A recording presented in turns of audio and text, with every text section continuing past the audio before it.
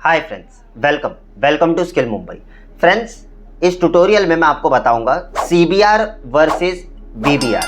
देखो, CBR का full form होता है कांस्टेंट बिट रेट और VBR का फुल फॉर्म होता है वेरिएबल बिट रेट। तो जब हम बात करते हैं एनकोडिंग की, वीडियो और ऑडियो की एनकोडिंग की, तो वहां पर दो मेथड से एनकोड किया जाता है। एक होता है कांस्टेंट बिट रेट और दूसरा होता है वेरिएबल बिट रेट। तो देखिए, पहले समझते हैं हम कांस्टेंट बिट रेट क्या होता है। मैंने आपको पहले ही बता दिया है बिट रेट क्या होता है। तो अगर मान के चलिए आपका कांस्टेंट बिट रेट पर आप चीजों को एनकोड कर रहे हो, तो वहां पर एक ही बिट रेट आपके एंटायर वीडियो के लिए कंसिस्टेंटली आपका फाइल बनेगा, जिससे कि क्या होगा, आपका जो फाइल साइज होगा वो बड़ा होगा, हायर बैंडविड्थ हो सकता है वो कंज्यूम करेगा, जिससे कि क्या होगा, आपको वहां पर number of days of storage जो है ज्यादा दिन की नहीं मिल पाएगी।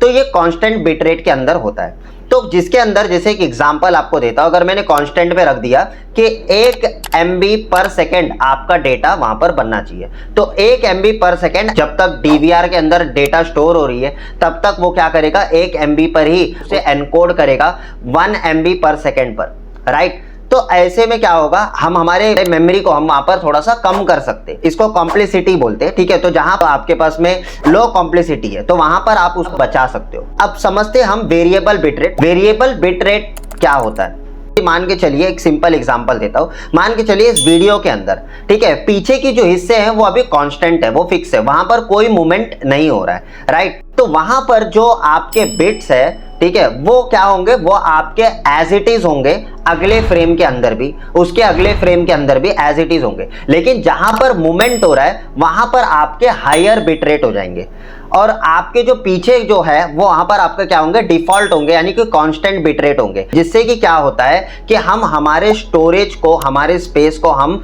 वहां पर थोड़ा सा बढ़ा सकते, जिससे कि क्या होगा, हमारे बैंडविड्थ में भी लो बिट रेट पर हम वहां पर फाइल को ट्रांसमिट कर पाएंगे। तो वहां पर क्या होते हैं, वेरिएबल बिट के अंदर बिट्स आपके कांस्टेंट नहीं होते।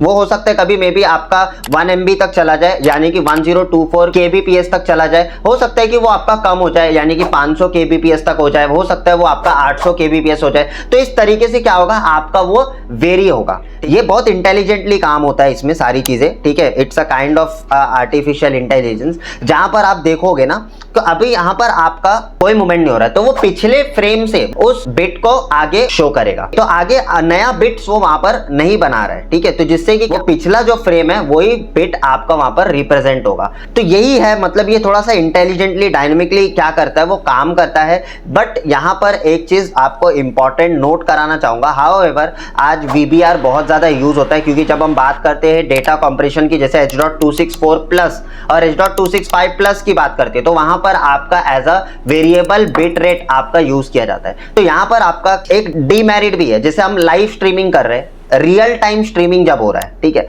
तो उस समय पे आप वेरिएबल बिट रेट्स को यूज नहीं कर पाते हो, ठीक है। वहां पर बहुत डिफिकल्ट होता है वेरिएबल बिट रेट को यूज करना। इसी वजह से ये आपको ज्यादातर आपको स्टोरेज सिस्टम्स के अंदर ही देखने को मिलेगा, जैसे DVR के अंदर, NVR के अंदर। यहां पर जब भी आपका डेटा क्या होता है, डायरेक्टली हार्ड डिस्क के अंदर स्टोर नहीं होता है, वो क्या होता है, वो पहले आपका वेरिएबल बिट रेट के हिसाब से वहां पर एनकोड करके आपको स्टोर किया जाता है, जिससे कि आपको number of days of recording जो है वो आपकी बढ़ जाती है। क्योंकि जहां पर हमें इंफॉर्मेशन चाहिए हम उतने इंफॉर्मेशन को स्टोर करते हैं, बाकी के इंफॉर्मेशन हम पिछले फ्रेम से ही उसको हम ले लेते हैं। ऑलराइट, आई होप कि ये आपको थोड़ा बहुत समझ में आ गया होगा, और नहीं समझ में आया होगा तो प्लीज कमेंट करिए। मैं एक और वीडियो इसके ऊपर बना दूंगा और भी डिटेल के अंदर, ताकि आपको ये और बेहतरीन तरीके से आपको समझ में आए। बट आई होप कि इसमें कुछ ज्यादा लॉजिक नहीं है, आपको इतना भी समझ में आ गया वेरिएबल बिट रेट क्या होता है, कांस्टेंट बिट रेट क्या होता है। तो अगर कांस्टेंट बिट रेट होगा तो वहां पर नो डाउट फाइल साइज आपका कांस्टेंट होगा।